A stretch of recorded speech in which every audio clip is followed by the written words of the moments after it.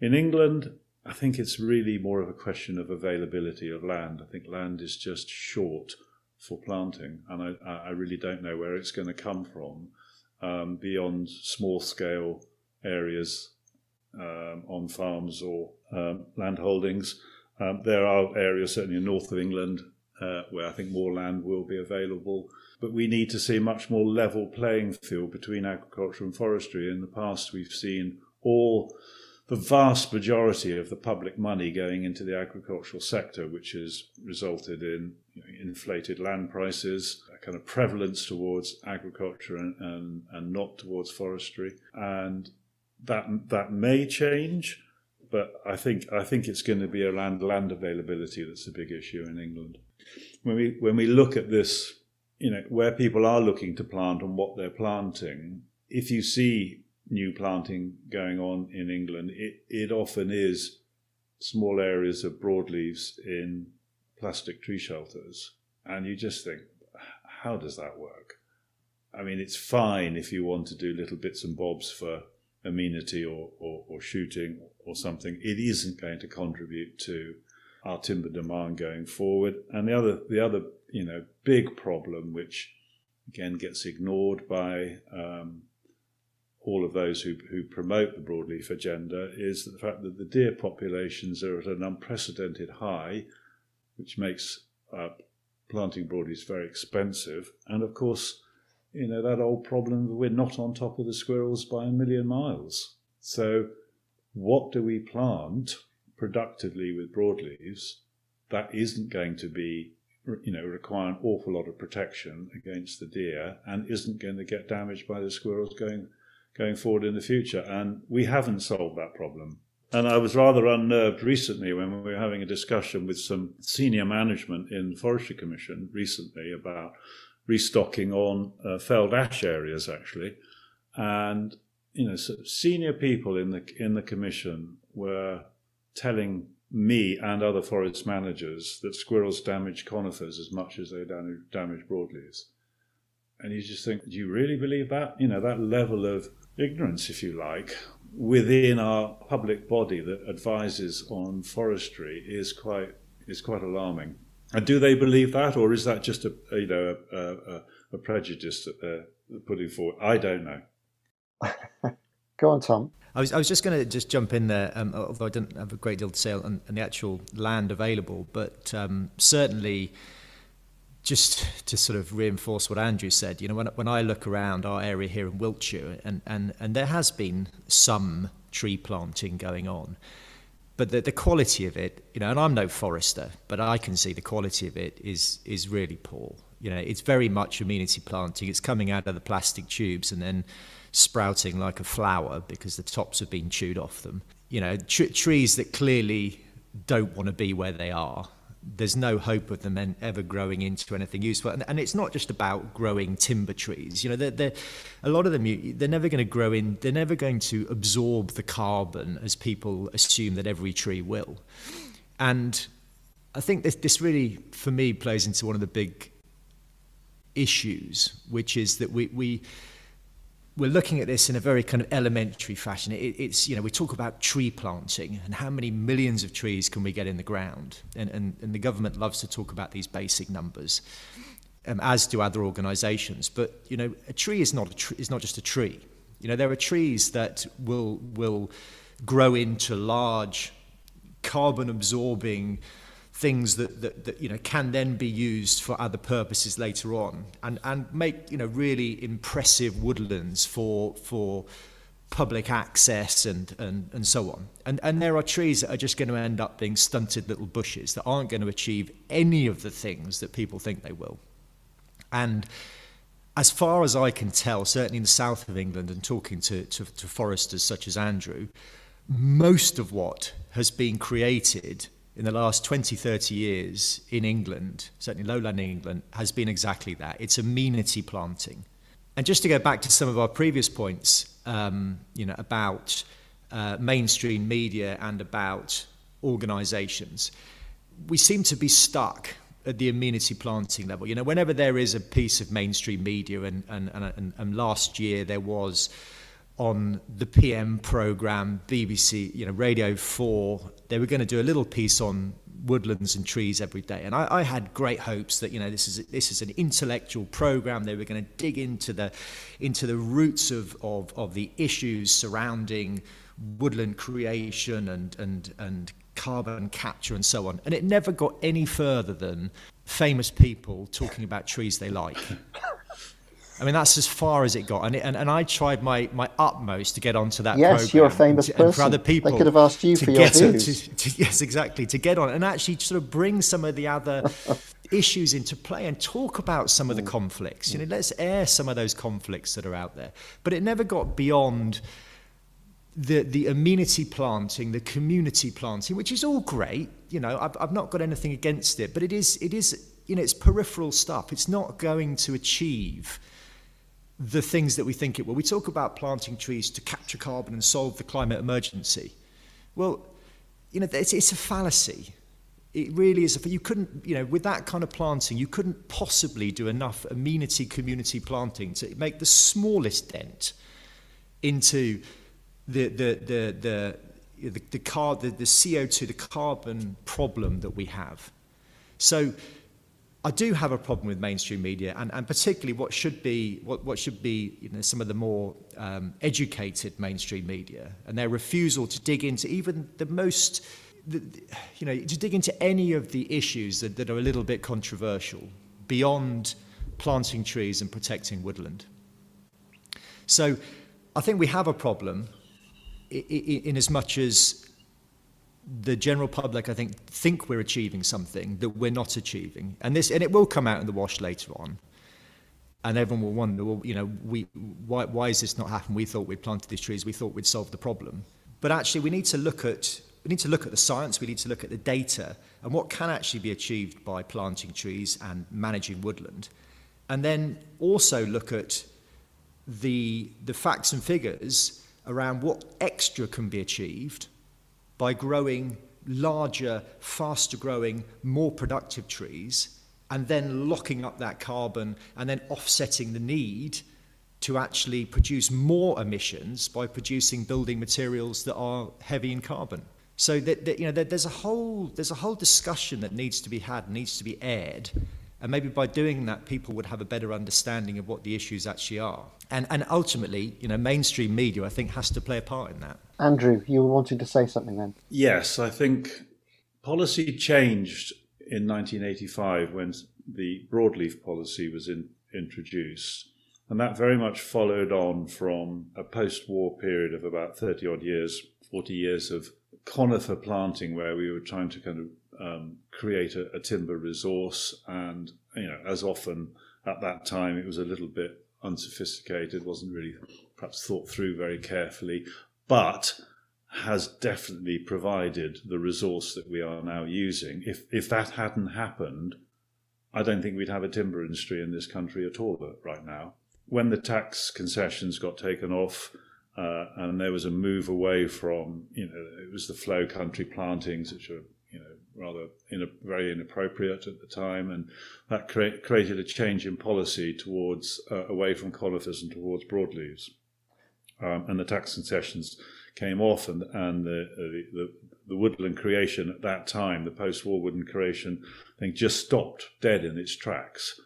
And we've had a period of time since 1985 with this change of policy, which has resulted in these small bits and bobs of rather unsatisfactory plantings happening since then, which haven't really worked.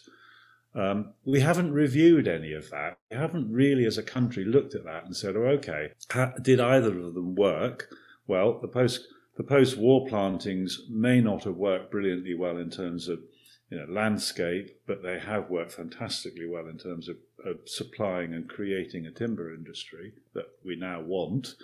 Has the broadleaf planting policy worked? I would say it's fundamentally failed because of the issues that Tom's alluded to about trees not performing very well, squirrels heavily damaging many or the vast majority of these plantation or woodlands that were, you can't call them plantations, woodlands that were planted. And I think the role of government in there is to look at that and acknowledge the truth of it, and then come up with something that enables us to go forward in a much more informed and sophisticated way. And there seems to be a reluctance to do that. I thought you were going to say, no, there's no role for government. Keep them out of all of this. I think government, I don't like government interfering too much, but I think they do have, they definitely have a role. They have to set policy. I mean, that's why we vote our politicians in to set policy. They have to do that. They have to provide, you provide public money to do things that otherwise wouldn't happen. That's the point of a lot of public money, is to make things happen that you want to happen as a government. And that goes back to sort of pump priming plantings on marginal farms, helping the farmer stay on the land because he can't make a living out of perhaps sheep production as they did in the past, and tree planting will become part of that, but you've got to help that process. And then it's about how your government regulator, reacts to proposals to plant. So, of course, government has a role in the whole thing.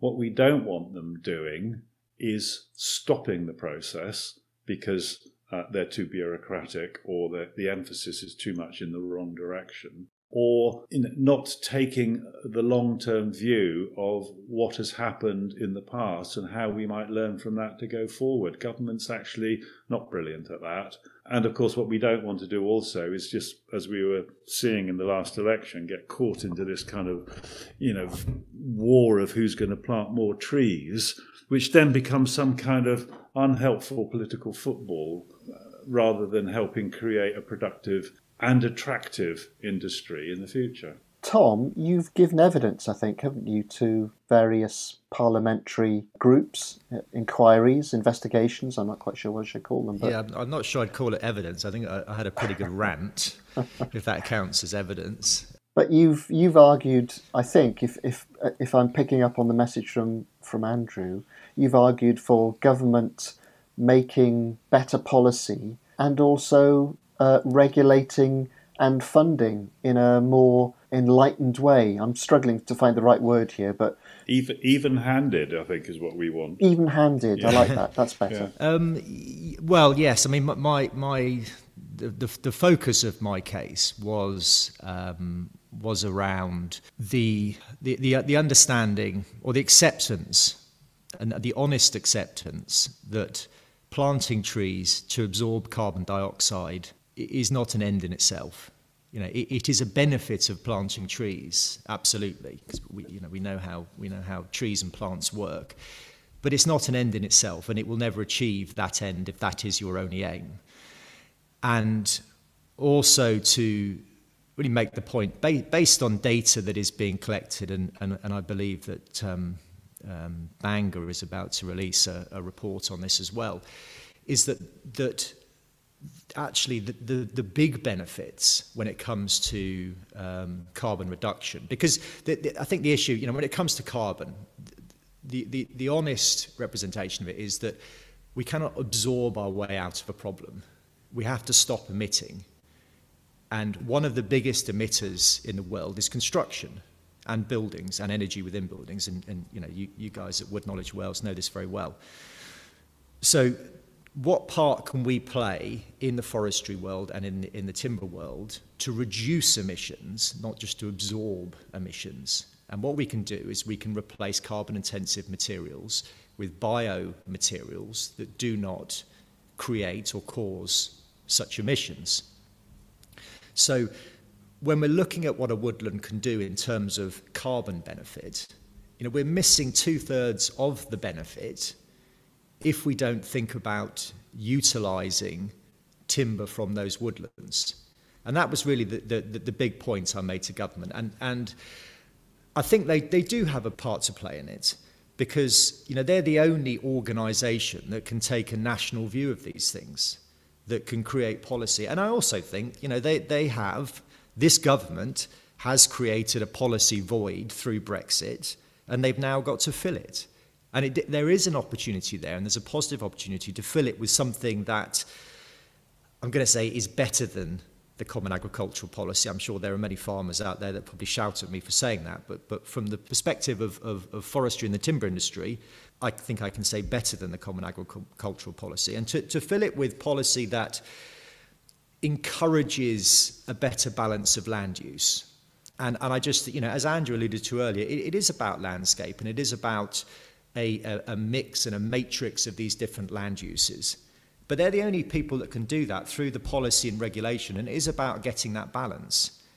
Now I know in Wales you have this strange situation where on one hand the government wants to support a greener construction industry and wants to use more homegrown timber for that, but on the other hand the regulatory arm of the government is preventing woodlands and forests from being planted. So government needs to join up their approach better in the future. But I do think, I feel relatively positively about the government we have and the sort of views they voice when it comes to landscape and when it comes to meeting net zero by 2050, which, I think is really important. And the government has a legal responsibility to do that now. And so there's then got to be a very grown-up discussion about how we do that and within our industry, what we can add to that. It's probably worth at this point, David, just referring to the Woodland Carbon Code in context of that. Oh, bit yeah, of go on. Discussion. Talk about that, Andrew. Well, because it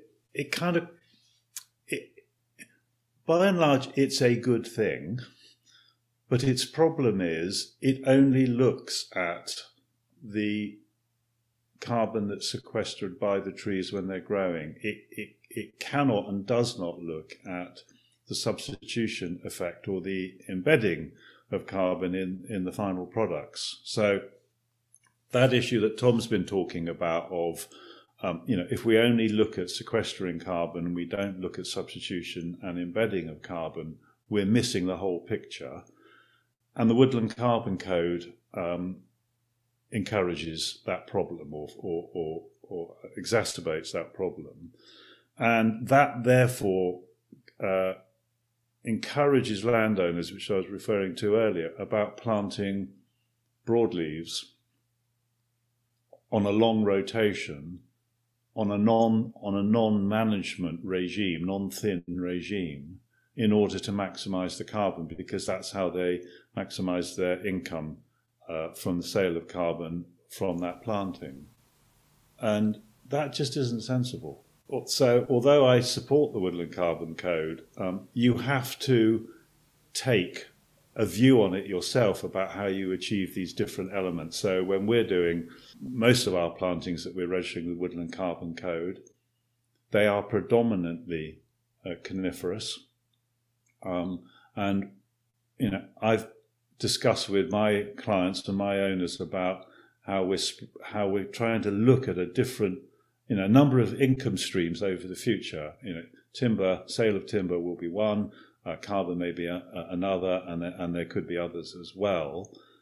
So we are making that decision when we go into the Woodland Carbon Code, and we are selling carbon for a shorter period and getting less money for it. But you can see if you didn't take that view, if you only took the carbon view, it's encouraging you to plant woods which are non-productive. That is really counterintuitive.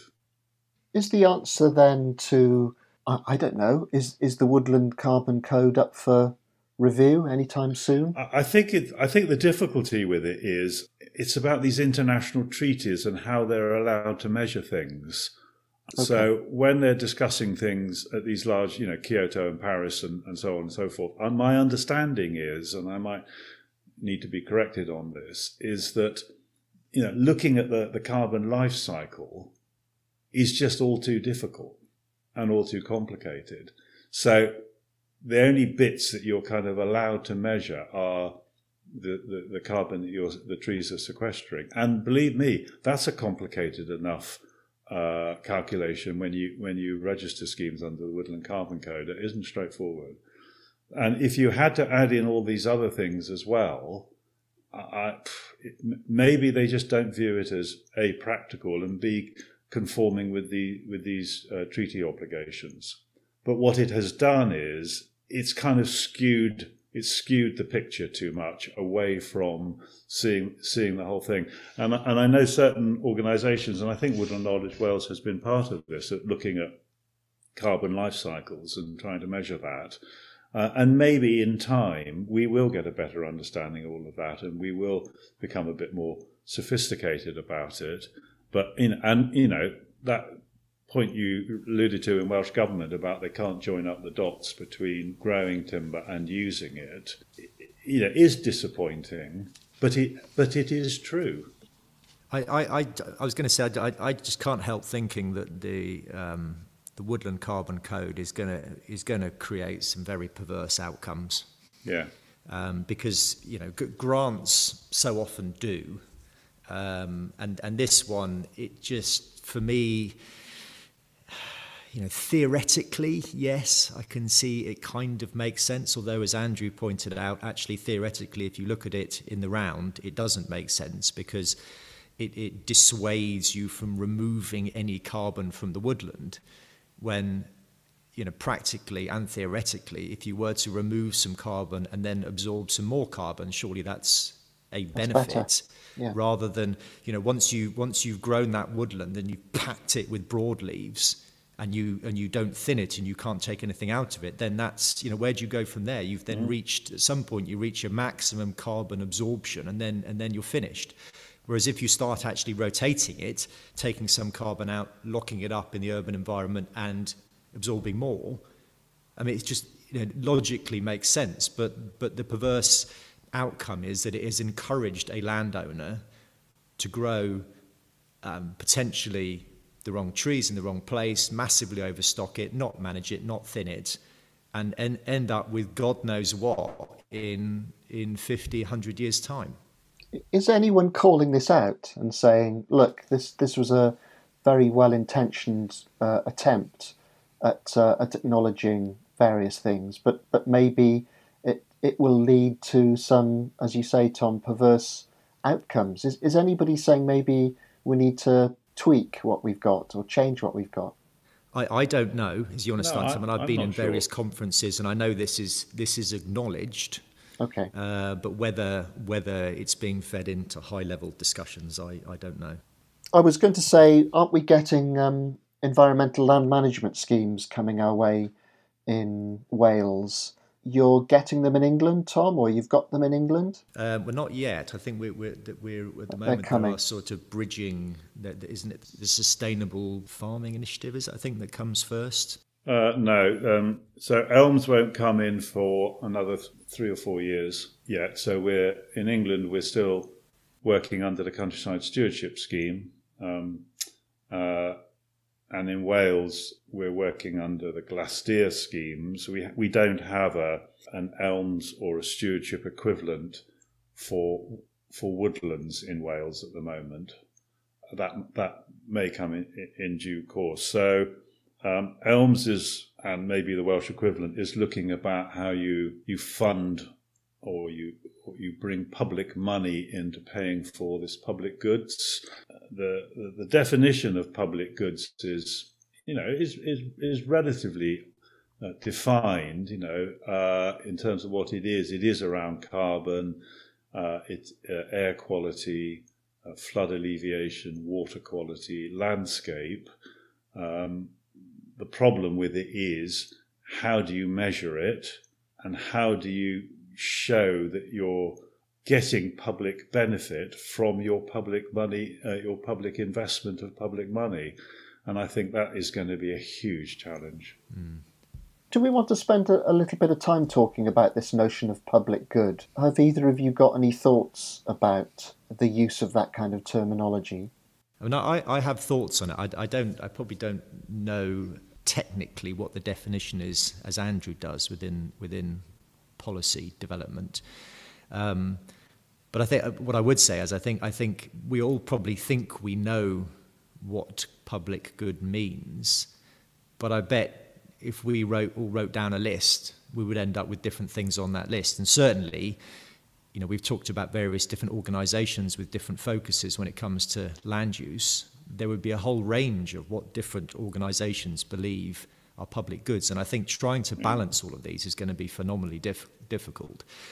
I think there are some obvious things that will either help us to avoid the crisis we're in, the environmental crisis we're in, whether that's biodiversity or climate change, and protect our quality of life. I think we talk about reducing greenhouse gas emissions. You can't really argue that that's not for public good. I think providing healthy food locally, I think, would be hard to argue with. Protecting soil and water would be hard to argue with, although hard to measure. I do think that planting of trees, though, is not so clear-cut, and I think that's what we've really been discussing today. There are plenty of examples of claims that planting trees are for public good, while others would argue that, in fact, they harm public good by impacting other flora and fauna, such as ground nesting birds. Or in some cases, one would argue that planting trees would interfere with our ability to produce food. So I think certainly once you get into tree planting and forestry, it becomes a lot more murky as to what public good is, and it will be very difficult, I think, to come to a consensus around that. So I think at that point, public good then becomes a matter of opinion and culture and even religion and ideology. And certainly once it gets into the mainstream media, those things will start to have an influence on the discussion. Andrew? Yes, I think the move in that direction, you can understand the logic of it. I think the challenge that government has set itself is probably too difficult. And I think what we will see is, we have a very constrained, very bureaucratic methodology for handing out public money into the rural sector at the moment, which is administered through Rural Payments Agency in England, Rural Payments Wales in Wales. And, frankly, it's a complete nightmare. And everybody recognises that it's a nightmare. And I think the thinking is that we're going to move away from that to a much more open, much more kind of relaxed way of investing public money into the rural sector through this delivery of public goods.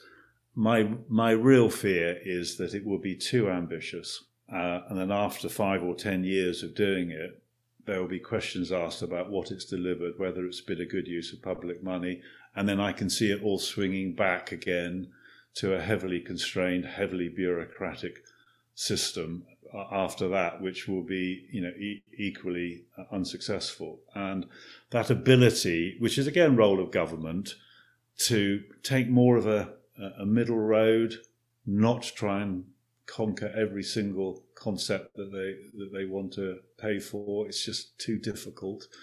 Try and engage the private sector more in paying for some of those elements of public good. And, water quality is the obvious one for the water industries, and they are looking at that, about how they invest in certain activities which enable them to save money in the treatment of water. So I think that will happen a bit more. But, how you decide what is a good use of public money for landscape is, I think the word being used is beauty. It's almost impossible because everybody will have a different view. Mm. And my fear is that the whole thing will just get either there will be a sense of money being wasted, or it'll get jammed in some problem where nobody can agree on how to take it forward.